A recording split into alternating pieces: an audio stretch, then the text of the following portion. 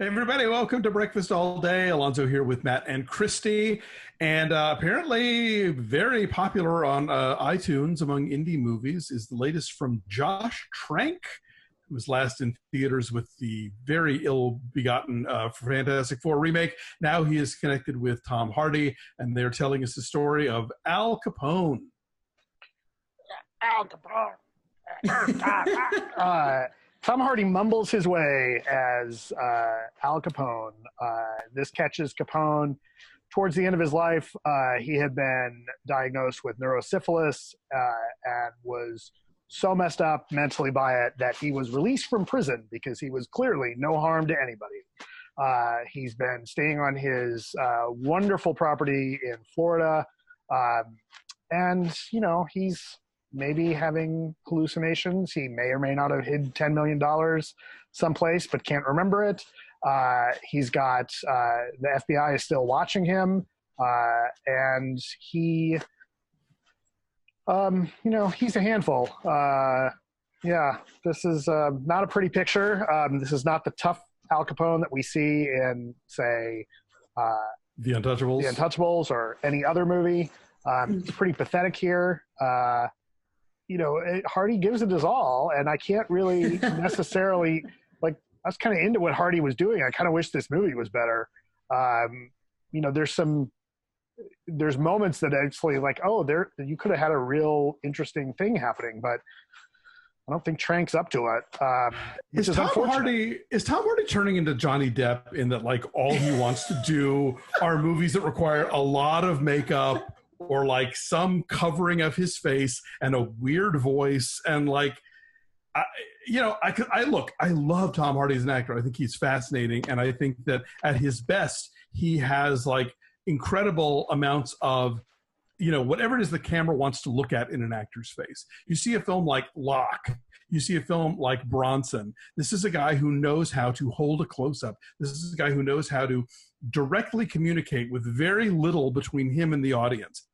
But I don't know if it's this concern of like, people just like me for my looks and I got to show them that I'm a real actor or whatever it is. But it's like every movie that he does now, he's either like whispering through his nose or like covering up half his face with a mask, or I don't know what the fuck. And so it's getting frustrating because this movie, I know why he signed on to do it and what the appeal was. I don't know why Josh Trank thought this was a story worth telling. Like, it's basically just, let's watch somebody in the final stages of like mental and physical degradation, including a literal bed shitting, you know, and of somebody who had led this colorful, infamous, you know, violent life, but now is just a fucking wreck. If I was still at Rotten Tomatoes, I would be desperately seeking for somebody's negative pull quote for this movie to say, Tom Hardy shits the bed. And, well, not only does he shit the bed, he also is like Spoiler alert. He's staggering around his tacky palatial Florida estate in diapers and a silk robe and a gun, like shitting himself. Oh, and a carrot instead of a cigar. And the carrot instead of a cigar because he's dying and he needs to be vaguely healthy. And the sound design on his defecation is vivid. I will say that. And I just don't know, is it supposed to be funny? I don't know what a lot of the choices here were about. Like, and besides the fact that like he's covered up in makeup or whatever, is the voice he's doing is so weird and like garbled and intentionally hilarious. Like, this movie is terrible, but it's batshit crazy in a way that I think people need to see it. It's captivating. Despite my number kind of is what it's going to be, partly because I think it's terrible and you've got to see it. You know, I love Tom Hardy too. I really do, for all the reasons that you articulated, Alonso. And I love the depth and the choices that he makes. And I know he keeps covering up his beautiful face, you know, like in Dunkirk or as Bane or in Mad Max Fury Road, right? I don't know why he keeps doing it. It's a very showy role, and I don't know that anybody reined him in. I understand this was a very personal story for Josh Trank to tell, the idea of exploring that kind of mental unmooredness. I guess following the failure of Fantastic Four and what all happened even prior to that during the actual production of it. I know he has spoken kind of candidly about mental illness and why he wanted to explore the depth of this once great man's descent.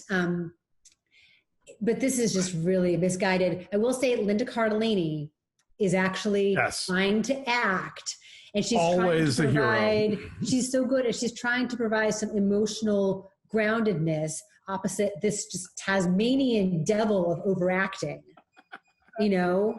And he's like verbally, and she used to like switch gears with the camera on her, like, because Capone is, as his wife, Capone is like mentally and emotionally abusive toward her. She thinks she can trust him. She's trying to take care of him, and he just eviscerates her at every opportunity because he's ill.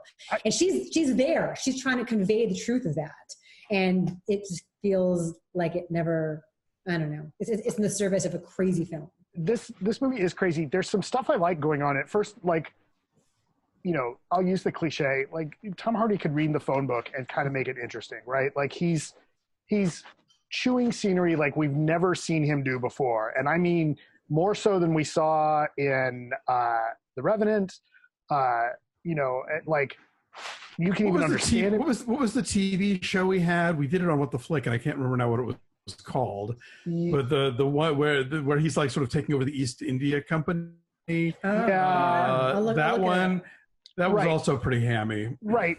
You know, it's funny to hear that you're talking about Trank doing this from the point of view of a guy who's fallen from greatness. And it's like, that would imply Trank knew what greatness was. Chronicle was good. Chronicle, the little bitty movie that put him on the map, was good. Is it called Taboo? Taboo. Yes, thank you. I really like Matt Dillon in this. Like Matt Dillon, fun for a couple scenes. He's fun as like kind of the, you know, almost, I hesitate to use the word elder statesman, but like this more seasoned gangster.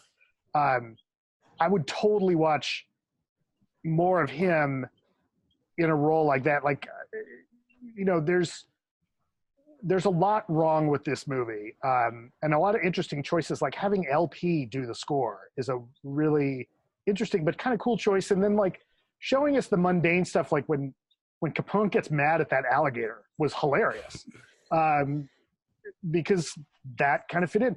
This movie's a mess, absolutely, but I think the acting, you know, including Hardy's scenery chewing, kind of saves it. You know, in the hands of a more seasoned director, I think you'd actually have something really interesting. And I think part of the problem is, you know, you wonder if this gets made because who's really going to, you know, who else is going to give Trank a chance to do something big right now? And, you know, to get into the politics of it, Trank doesn't have the standing to tell Hardy what to do right now. So Hardy can, you know, Hardy like, yeah, I'm going to be completely unrestrained. And what are you going to do? Walk? Go ahead. I mean, look, Trank is certainly swinging for the fences. Like, if this is somebody whose main concern was trying to get back into Hollywood's good graces, this is not the movie you make. This is a movie you make because you are driven to make it for other reasons. But I think you're right. I think what it boils down to is this: like, Hardy's performance needs more of a movie around it. And there's just not enough of it to sustain the grandeur of what he's doing, like love it or hate it. I think the film itself isn't giving us enough bolster of who this character is, the context of his life, like other things. It's just that all the time. Give us the De Palma that had done Scarface and had done Untouchables, and let this be his like closing chapter to Capone's life. De Palma working with Hardy in a performance like this would have been mind-blowing. Sure. It would have been as over the top as you could imagine. But it would be at least so. Right. It would at least be Carlito's way, you know. Right. Yikes. Well, he already played Ronnie and Reggie Cray, so now he's played Al Capone as part of his gangster repertoire. Yeah, it's a mess, but I kind of think you should see it. So I'm giving it a 5. I forgot what I said. You said 6. Yeah, I give it a 6. It doesn't work, but yeah, you can't look away from it, I guess. Right. I think I said 6 as well. You right? did. Yeah. So 5.7's our number. I was copying off Alonso's homework.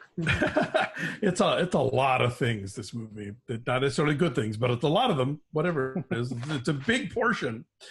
Thanks for watching. Like this video, subscribe to our YouTube channel, follow us at BeFastAllDay on Twitter, Instagram, and Facebook, and check out our Patreon page at patreon.com/BeFastAllDay. Get our recaps of Hulu's Mrs. America and other fun stuff that we do exclusively for our subscribers. Thanks for watching. We'll see you guys next time. Bye.